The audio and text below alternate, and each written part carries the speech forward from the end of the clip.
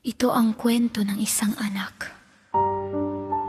na lumaki sa ingay ng galit, hindi sa tahimik ng yakap.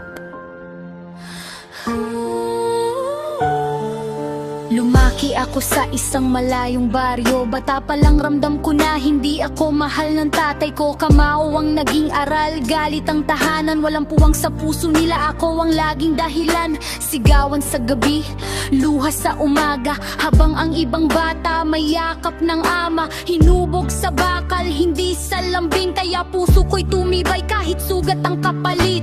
Sabi ni Enay, anak, lumayo ka muna sa syudad, baka makita mo ang tunay mong sarili. Bitbit ko'y takot, pangarap at dasal. Isang babae na ligaw sa mundong di kabisado ang daan.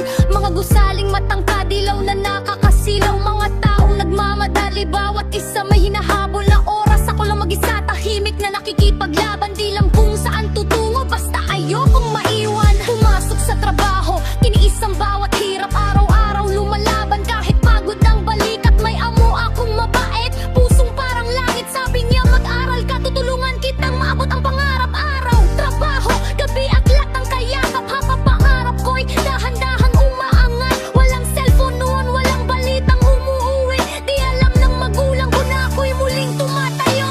Hindi rin alam kung gaano kasakit lumaban mag-isa, walang kapiling. Hindi nila alam kung ilang gabing luhang puhunan para sa pangarap na pilit kong pinanghawakan. College graduate sa katahimikan, tagumpay na walang palakpak, walang kasamang kamag-anak. Bitbit ko ang diploma pero puso ko'y kulang. May pangarap na buo ngunit tahanan ay wasak. Hanggang isang araw may sulat, kamay ko'y nanginginig. Anak, umuwi ka, papa mo'y malubhana at may sakit. Ayokong umuwi, galit ang laman ng dibdib, pero dugo ang tumawag kaya puso ko'y sumunod din. Umuwi akong may dalang pag-asa, diplomang nais ipakita sa aking ama na kahit di niya ako minahal noon, may dating ang anak na matagal niyang itinulak palayo. Ngunit pagharap ko, mundo ko'y gumuro. Hindi niya ako kilala, tinaboy pa ako.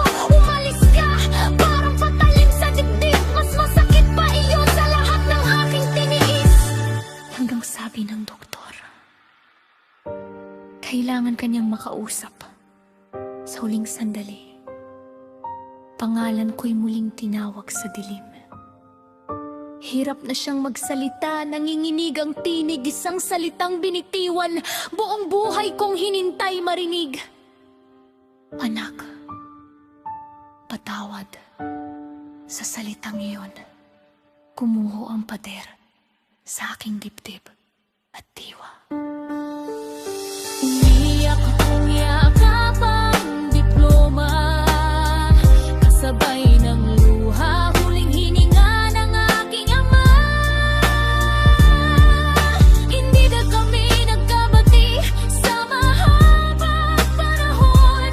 Sa salitang iyon, napuno ang kulang sa pagkatao ko noon.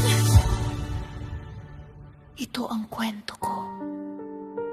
Isang anak na ang tanging hiningi lang ay mahalin, at ang natanggap, isang patawad na tumating sa huli.